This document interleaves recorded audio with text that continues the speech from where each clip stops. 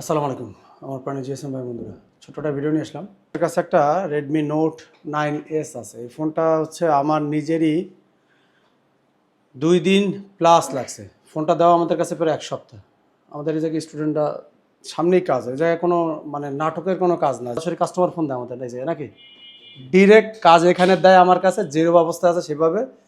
ফার্স্টে আমরা স্টুডেন্টের কাছে দিই, খোলো ডায়াগনস্টিক করো, যারা নতুন থাকে সবার হাতে না। অনেকের একটা ভুল ধারণা যে মনে হয় যে ভাইয়েরও যায় গেলে অন্য কোনো জায়গায় আমাদের ফোন দিয়ে কাজ শিখাবে না, অর্থাৎ ভাইয়েরও যায় গেলে হয়তো আমার ফোন দিয়ে কাজ শিখাবে। বিষয়টা সম্পূর্ণ ভুল ধারণা। আমার এখানে আমার ভিডিওগুলো যদি পিছনে খেয়াল করেন যে আমাদের এখানে ফোনগুলো আমি যেহেতু কাজ করি এটা দেখার একটা সুযোগ থাকে, এবং একটা পর্যায়ে গেলে আমরা স্টুডেন্ট হাতে দিই, কারণ এই রাইট আমার নাই। আমি একটা নতুন ছেলেকে দিয়া আমি একটা কাস্টমারের ফোন রিপেয়ার করব। তো এটা একটা সময় লাগবে, সময় লাগলে আমরা দেই ইনশাআল্লাহ, সবাই দিই। যেমন এই যে আসছে, আমরা সবাই ডায়াগনস্টিক করতেছে আমাদের কাছে। ফার্স্ট যখন আসে এখানে আমরা স্টুডেন্ট ভাইদের কাছে দিছিলাম, তো ফোনটা তার হাতে বন্ধ হয়ে যায়, তার ভাষ্য থাকে এরকম।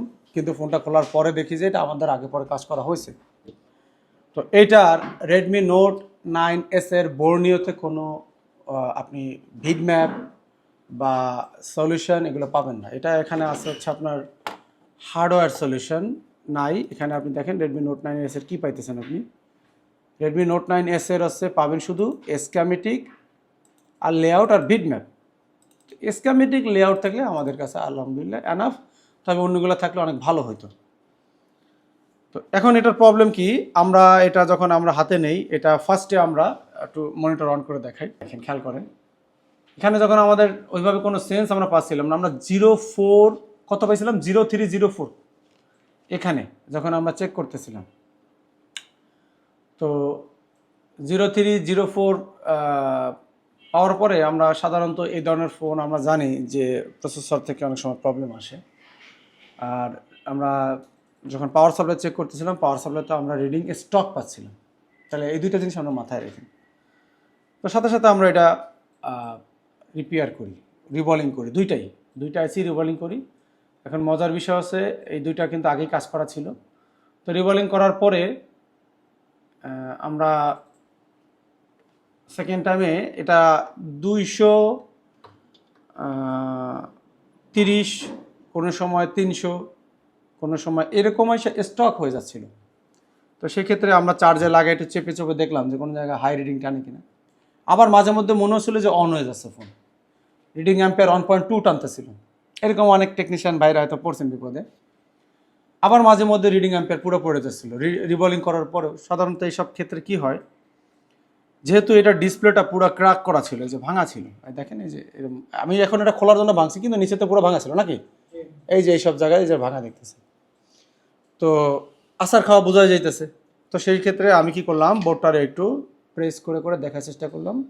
তো প্রেস করলে কিছু রিডিং বাড়তেছিল। সেই কারণে আমি আবার কি করলাম, এটার যে চার্জিং আইসি, এমনি যেসব ট্রেসিং আছে নর্মালি শর্ট চেক, তারপরে যে এগুলার জিআর ভ্যালু, এগুলা কিন্তু আমরা চেক করছি, কোনো জায়গায় কোনো সমস্যা নেই, কোনো পাই নাই। তো এটা চাপ দিয়ে ধরলে যখনই আমাদের রিডিং বাড়তেছিল, সেই ক্ষেত্রে আমরা এই দুইটাও আবার রিবলিং করছি। সরি, এটা উপরেটা আমি করি নাই, তবে এটা কাজ করা আগে পরে কেউ করছে। নিচেরটা আমি আবার সুন্দর করে রিবলিং করলাম। তারপরে এখানে যে আমাদের ক্রিস্টাল আছে, ক্রিস্টালটা সুন্দর করে আবার একটু রিহট করে দিলাম। আচ্ছা, তারপরে আমাদের কন্ডিশন দেখলাম সেম ওইরকম। মাঝে মধ্যে মনে হচ্ছে যে অন হয়ে যাইতেছে পাওয়ার আমাদের 6 যে চার্জার আছে 6 পোর্টের। তো এখানে 1.2 1.3, আবার হঠাৎ করে 04 05, এটা ভৌতিক সমস্যা। তো এটা আমি রেখে দিছি, পরে আবার ঠান্ডা মাথায় ডায়াগনস্টিক করতে করতে এবার লাস্ট টাইম আমরা কি করলাম, ঠিক এইভাবে আপনারা চেক দেবেন আমি যেগুলো করছি। এটা বাদে কি করবেন, আপনি শর্ট আছে কিনা, এগুলার জিআর ঠিক আছে কিনা, এই যে এগুলার যে জিআরগুলো থাকে, হ্যাঁ, এগুলো কোনো সময় শর্ট হয়েছে কিনা, এগুলো চেক। তো এখন এটা এখানে যে ব্যাটারি কানেক্টর আছে, দেখেন মজার বিষয় হচ্ছে এই যে ব্যাটারি কানেক্টর, এই ব্যাটারি কানেক্টরে 4টা আমাদের পয়েন্ট পাইতেছে। এই যে এখানে খেয়াল করেন, এই যে ব্যাটারি কানেক্টর, এই যে দেখো 4টা পয়েন্ট, 1 2 3 4। এখানে লেখা আছে ওয়েল, এখানে একটা রিডিং ওরা দিয়ে দিছে, এখানে একটা রিডিং দিছে, এখানে একটা রিডিং দিছে। এখন আমি আপনাদের একটু মেপে দেখাই এটা কি আসে কিনা যা দিছে তারা।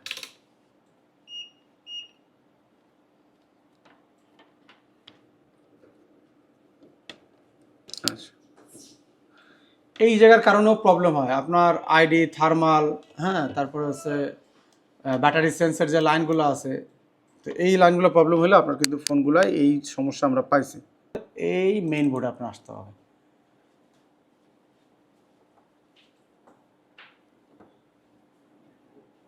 আচ্ছা, এবার আসেন এইখানে খেয়াল করেন, ওরা কিন্তু এখন জিআর ভ্যালু দিয়ে দেয়, এটা খুব মজার জিনিস। এখানে ওরা জিআর ভ্যালু দেয় না। এবার আপনি কি করবেন, এইটা হচ্ছে ঝামেলা।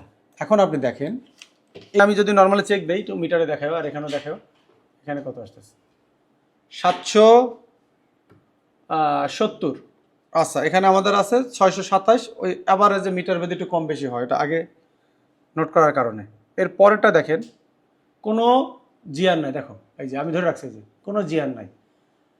সাধারণ ক্ষেত্রে অনেক টেকনিশিয়ান মনে করতে পারে যে এটা কিন্তু প্রবলেম, কিন্তু আসলে এটা প্রবলেম না, এটা হচ্ছে আমাদের একটা ভোল্টেজের লাইন। তো এখানে আপনার কীভাবে চেক দিতে হবে, ঘুরাই চেক দিতে হবে। এই যে মাইনাসে মাইনাস ধরতে হবে, প্লাসে প্লাস ধরতে হবে। এই যে এভাবে ধরলে একটা রিডিং পাবেন আপনি। এই দেখেন কত চলে আসছে, 1842। মাথায় রাখতে হবে এই জিনিসটা আপনার এইভাবে চেক দিতে হবে, তাহলে এটা ওকে আছে।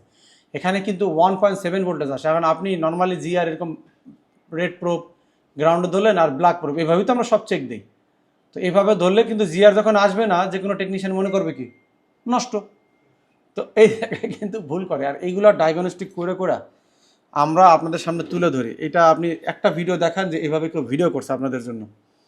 তো আচ্ছা, তো এটা আপনি এই দুটো চেক হয়ে গেল। এবার রয়েছে নিচের দুটো, দেখেন কোনো রিডিং নাই, এবং আপনি এটা ঘুরাই ধরলেও মেবি রিডিং আসবে না, নাই। এখন এগুলো আমি নোট করে রাখছি বিদায়, কিন্তু এগুলো তো এত মাথায় রাখা যায় না, এই জিনিসগুলো আপনার করে রাখবেন। কারণ এই ফোনগুলা বিএসআই আইডি ব্যাটারি সেন্সর লাইনের জন্য ফোনগুলো ডেট পড়ে থাকে, অনেক ঝামেলা হয়। কিন্তু এই সব জিনিস সাধারণ টেকনিশিয়ান বাইরা এরকম কিছু মাপের কারণে বোঝা যায় না। কারণ অনেকগুলাই সাধারণভাবে যেভাবে আমরা মাপি ওভাবে মাপলে কিন্তু কোনো রিডিং দেখায় না। আর অনেকে মনে করে প্রবলেম, অনেকে আইসি বন্ধ রিভলিং করছে। আমি তো আপনার মজার জিনিস দেখাই, খেয়াল করেন। এটা যদি আমি ক্লিক করি, ক্লিক করার পরে এই লাইনটা আমাদের কোথায় আসছে দেখেন। এটা তো রিডিং দেখানোর কথা। এই যে সেন্সের জন্য তারা আমাদের একটা টিপি পয়েন্ট দিয়েছে। টিপি পয়েন্ট মানে হচ্ছে তুমি চেক করো। এখানে খেয়াল করেন, এই যে এদিকে আসো, এখান থেকে আমরা ক্লিক করলাম এখানে আসছে, এখান থেকে ক্লিক করলাম এখানে আসছে। তো এটা যদি সিরিজ আছে, একটা রেজিস্টার আছে, এই রেজিস্টারটা আমাদের এখানে নাই। আমি দেখাই, দেখো এই যে এই দুইটা কি ফাঁকা দেখা গেছে, কিন্তু পরের রেজিস্টারটা আছে। তাইলে পরের রেজিস্টার যদি এইটা হয়, এটা আছে, তাহলে এই পাশে একটা জিআর থাকার কথা না? তো দেখো এই পাশে কোনো জিআর তুমি পাবা না। এই যে আমি একটু খেয়াল করি, ওই যেভাবে চেক দিই, এই যে মাইনাস প্রোব ধরলাম মাইনাসে, আর এটা দিয়ে আমি এইটার এই পাশে চেক দিলাম। এটা কিন্তু এভাবে চেক হয় না, চেক হয় কীভাবে, প্লাস প্রোব যাবে গ্রাউন্ডে। তো কিছু কিছু জায়গায় কিন্তু সিস্টেম ঘুরে যাবে, সব জায়গায় না, এটা কিছু কিছু জায়গায়, এইটাই জানার প্রয়োজন। এই যে এখন আমি এইভাবে ধরি, কোনো জিআর নেই। যে দেখো এই যে আমি রেড প্রোব মাইনাস প্রোব এখানে ধরছি, আর রেড প্রোব বডিতে ধরছি। চেকিংয়ের নিয়ম এরকম, কিন্তু এই চেকিংটা আপনি করলে হবে না। তাহলে এখানে আমাদের কোনো জিআর নাই। এখন টেকনিশিয়ানরা কি করে, এই লাইনটা কোথায় গেছে, এই যে আমাদের চার্জিং আইসির ভিতরে ঢুকছে। আদৌ মেন চার্জিং আইসি এটা এখানে না, কিন্তু বুস্ট চার্জিংয়ের জন্য আলাদা আইসি দেওয়া আছে এই সাইডে, হ্যাঁ, হাই চার্জিংয়ের জন্য।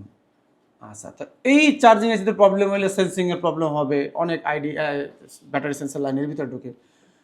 আমি অনেক ইউটিউবারও দেখছি যে এই লাইনটা জিআর না পাওয়ার কারণে তারা ভিডিও বানাইছে যে এই আইসি চেঞ্জ করতেছে, তারপরে কিভাবে কি তারা জিআর দেখাইতেছে, পুরো ফেক ভিডিও তারা বানায় বসে রাখছে, তার ভিউ অনেক। তো আসলে এই লাইনে আপনি জিআর পাবেন না। এই ক্ষেত্রে আপনার হট টেস্টিং করতে হবে। কী করতে হবে, হট টেস্টিং করতে হবে। তো হট টেস্টিং করলে আপনি যদি জিআর চেক করতেই চান, তখন আপনার ওই মাইনাসে মাইনাস ধরতে হবে, প্লাসে প্লাস ধরলে আপনি জিআর পেয়ে যাবেন, সমস্যা নেই। এবার হট টেস্টিং যখন আমি করছি, হট টেস্টিং করলে কিন্তু আমি এখানে 1.7 ভোল্টেজ পাইছি, এটাও আমি পাইছি। আপনারা আমার মুখের কথা বিশ্বাস করেন বা আমি চেক করে দেখাবেন। এখন আমাদের ফোনটা রেডি হয়ে গেছে, সমস্যা নেই।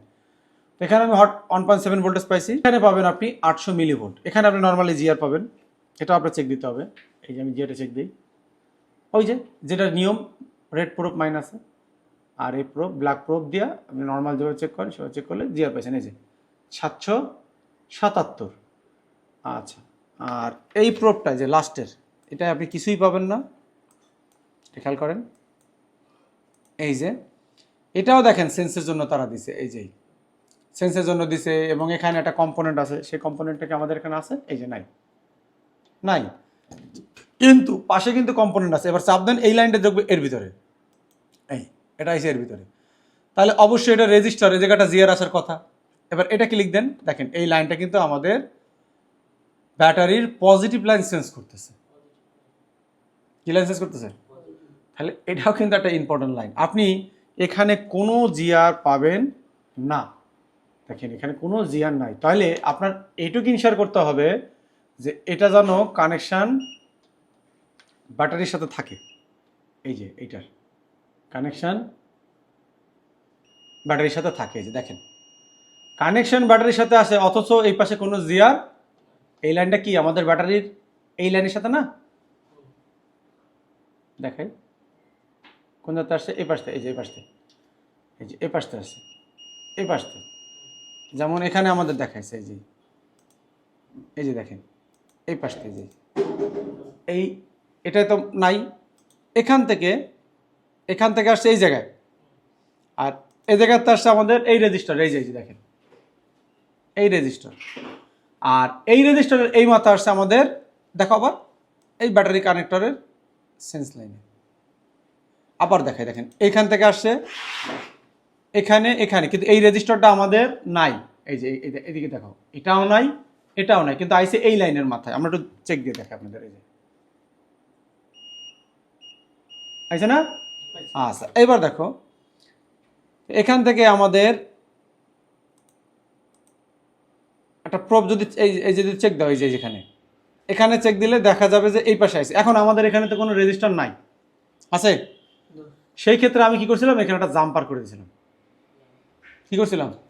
জাম্পার। কারণ বলি, এটা হচ্ছে অল্প ভ্যালু রেজিস্টার থাকে। আমি একটু বিপ রেঞ্জে দিয়ে এই দুটো চেক দিয়ে দেখে, দেখো যে বিপ দেবে, দিচ্ছে। তো এখানে এটাও কম ভ্যালু রেজিস্টারই ছিল, আমি কি করছি? জাম্পার করছি। এর অনেক কটা series, Redmi note 9S, 9T, হ্যাঁ 9 Pro, 9 Pro Max, অনেকগুলো ভার্সন। বোর্ডগুলো প্রায় সিমিলার, একই রকম। বন্ধুরা, ব্যাটারি কানেক্টরের ওখানে জাম্পার করার পরও আমাদের ফোনটি অন হচ্ছিল না, রেজাল্ট আসেনি। তখন আমরা এখানে খেয়াল করে দেখি, এখানে প্রায় 3টা রেজিস্টার কিন্তু মিসিং আছে। এটা আমি আপনাদের বর্ণিয়তে দেখাচ্ছি। তো এটা কেমনে হয়েছে? এটা দেখা গেল যে আমার স্টুডেন্টরাই কিন্তু রিভলিং করছে, আমি রিভলিং করি নাই। তো এই ধরুন হতে পারে। এখানে খেয়াল করেন, এই যে কিন্তু দেখেন রেজিস্টার 3টা আছে, এবং এই ফোনটা যেহেতু আগে ঘাটাঘাটি করা, সম্ভবত তাদের হাতেও এটা হতে পারে। এবং স্টুডেন্টরা টিন খুলছে, টিন খুলতে যে এটা হতে পারে, কিছু টিন আগে থেকে খোলা ছিল। মোটামুটি অনেক ঘাটাঘাটি করা, কোন জায়গা থেকে হয়েছে আমি বুঝতে পারতেছি না। তবে স্টুডেন্টের হাতেও হতে পারে যে ঝামেলাটা আরও বেশি হয়েছে, কিছু রেজিস্টার মিসিং হয়ে গেছে। আলহামদুলিল্লাহ কিছুক্ষণ পরে আমি যখন এগুলো ডায়াগনস্টিক করলাম, দেখলাম যে আমাদের ফোনটা কিন্তু 100% সাকসেস হয়েছে। বন্ধুরা, ওপেন হওয়ার পরে আমরা আরও একটা সমস্যা দেখেছি সিম ঢুকিয়ে, সেটা হচ্ছে এটা নেটওয়ার্ক জনিত সমস্যা আছে। আমরা এই ভিডিওটা ফুল ডিটেলসে নিয়ে আসবো, কারণ নেটওয়ার্ক জনিত সমস্যা নিয়ে ফুল ডিটেলসে কোনো ভিডিও ইউটিউবে আমরা দেখি নাই তেমন। তো সবাই ভালো থাকবেন, আল্লাহ হাফেজ।